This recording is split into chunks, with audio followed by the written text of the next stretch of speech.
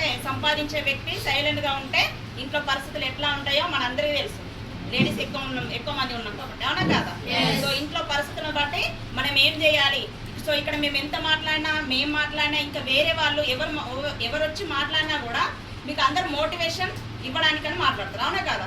So మేము ఇచ్చే motivation కన్నా మీకు ఫస్ట్ మీ ఇంట్లో ఒక మోటివేషన్ ఆల్రెడీ జరుగుతుంది. సో అదే ఇస్తుంది మనకు మోటివేషన్. సో మన ఇంట్లో పరిస్థితులే మనం ఏం చేయాలి అనేది మన మైండ్ని డిసైడ్ చేస్తుంది, అవునా కదా? సో మనం పని చేయాలా, మరి లేకుంటే ఖాళీగా ఉండాలా, తినుకుంటూ ఉండాలా, సో అనేసి మన ఇంట్లో పరిస్థితులే మనం ఏం చేయాలి అనేది మన మైండ్ డిసైడ్ చేస్తుంది. సో అలాగే నన్ను కూడా నా ఇంట్లో పరిస్థితే నన్ను ఈ పని చేయాలి అన్న ఒక ఆలోచన నా మైండ్లోకి వచ్చేలాగా చేసింది. సో ఫస్ట్ మోటివేషన్ నాకు ఆల్రెడీ ఇంట్లోనే జరిగింది కాబట్టి ఎన్ని కష్టాలు వచ్చినా, ఎన్ని నష్టాలు వచ్చినా, ఎన్ని విమర్శలు వచ్చినా సో నేను ఆగిపోలేదు. సో ఎందుకంటే ఫస్ట్ మోటివేషన్ నాకు జరిగింది, అవునా కదా? సో నా ఇంట్లో పరిస్థితి నేను చేంజ్ చేసుకోవాలి, నేను ఆరోగ్యం తీసుకోవాలి, నేను నాకంటూ ఒక ఆదాయం ఉండాలి, నాకంటూ ఒక ఆధారం ఉండాలి. ఎందుకంటే మనం ఒక లేడీస్ మీద, ఒక హస్బెండ్ మీద మనం డిపెండ్ అయి ఉంటాం, అవునా కదా? సో ఆయన బాగున్నంత సేపు పర్లేదు, తెచ్చి పెడతా ఉంటారు. మన వంతు బాధ్యతగా ఇంట్లో సర్దడం, పిల్లల్ని చూసుకోవడం, మన బాధ్యతలు మనం నిర్వర్తిస్తూ ఉంటాం. సో అలాంటి సిచ్యుయేషన్లో నాకు సడన్గా ఈ కష్టం అనేది వచ్చింది.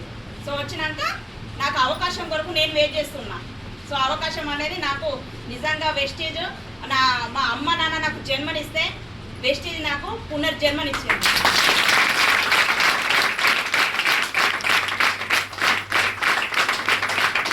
సో గౌతమ్ బాలి సార్ గారికి, వెస్టేజ్ యొక్క కంపెనీకి నిజంగా నేను 3 తరాలు రుణపడి ఉంటా. ఎందుకంటే నేను రుణం తీర్చుకోలేంది. ఎందుకంటే నాకు వెస్టేజ్ ద్వారా ఆరోగ్యం వచ్చింది, సో ఆదాయం వస్తుంది, సో ఆనందం ఆటోమేటిక్గా ఇవి రెండు ఉన్నప్పుడు ఆనందం కూడా వస్తుంది, అవునా కదా? సో అట్లా నాకు ఆరోగ్యం వచ్చింది. మీకు కూడా ఏం కావాలనుకుంటారో, ఆరోగ్యం కావాలనుకుంటారా, ఆరోగ్యం వస్తుంది. సో ఆదాయం కావాలనుకుంటారా, ఆదాయం వస్తుంది, అవునా కదా? అవకాశం అనేది నాకు ఒక్కదానికే ఉందా, మీకు అందరికీ ఉందా? అందరికీ ఉంది కదా?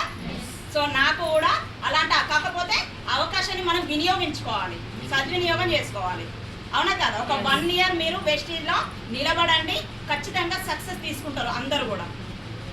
ఎందుకంటే మేము కూడా అలాగే నిలబడ్డాం కాబట్టి మాకు టీం వచ్చింది, సో సక్సెస్ అనేది వచ్చింది. సో నెట్వర్క్ మార్కెటింగ్ కాబట్టి మన నెట్వర్క్ క్రియేట్ చేసుకుంటే మనకి ఇన్కమ్ అనేది జనరేట్ అవుతుంది అనమాట, ఓకేనా?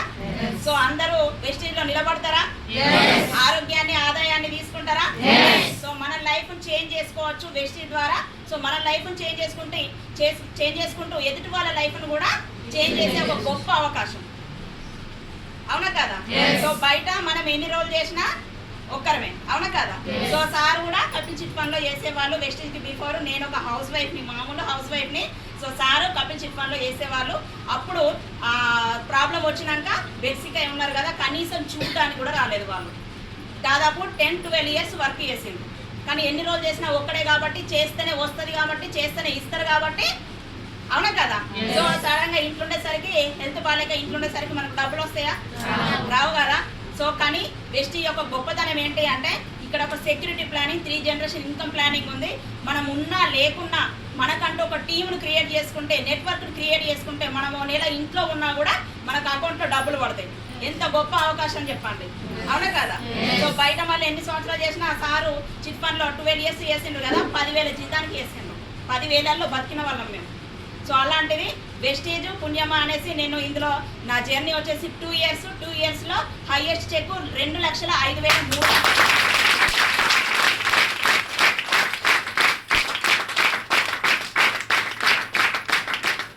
సో మనం ఇందులో నిలబడే మనకంటూ ఒక చరిత్రని క్రియేట్ చేసుకోవచ్చు, అవునా కదా? సో అందరూ మనకంటూ ఒక ఆధారాన్ని, మనకంటూ ఒక ఆదాయాన్ని క్రియేట్ చేసుకుందామా, లేకుంటే హస్బెండ్ మీద డిపెండ్ అయి ఉందామా? సో మనకంటూ ఒక గుర్తింపు, అవునా కదా? సో వెస్టేజ్ ద్వారా నాకు ఒక గుర్తింపు వచ్చింది. నాకంటూ అసలు నేను నమ్మలేకపోతా. వెస్టేజ్ ద్వారా నాకు కారు కూడా తీసుకోవడం జరిగింది, 13 లక్షలు టాటా నెక్సాన్.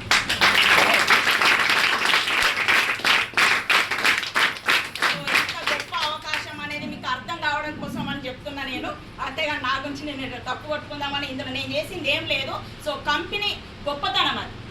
సో ఇన్కమ్ని ఆ విధంగా మనకు ఆ ప్లానింగ్ అనేది డిజైన్ చేయబడి ఉంది నెట్వర్క్ క్రియేట్ చేసుకోవడం ద్వారా. ఓకేనా? సో అందరూ సక్సెస్ తీసుకోవచ్చు, మన లైఫ్ని చేంజ్ చేసుకోవచ్చు, మన వల్ల ఎదుటి వాళ్ళకు ఆరోగ్యాన్ని ఇవ్వచ్చు, ఆదాయాన్ని ఇప్పించే ఒక గొప్ప అవకాశం. అందరూ గట్టిగా పట్టుకోండి. 1 yearలో 1 lakh తీసుకుంటారా? సో నా కోసం కాదు, మీకోసం మీరు వర్క్ చేయండి.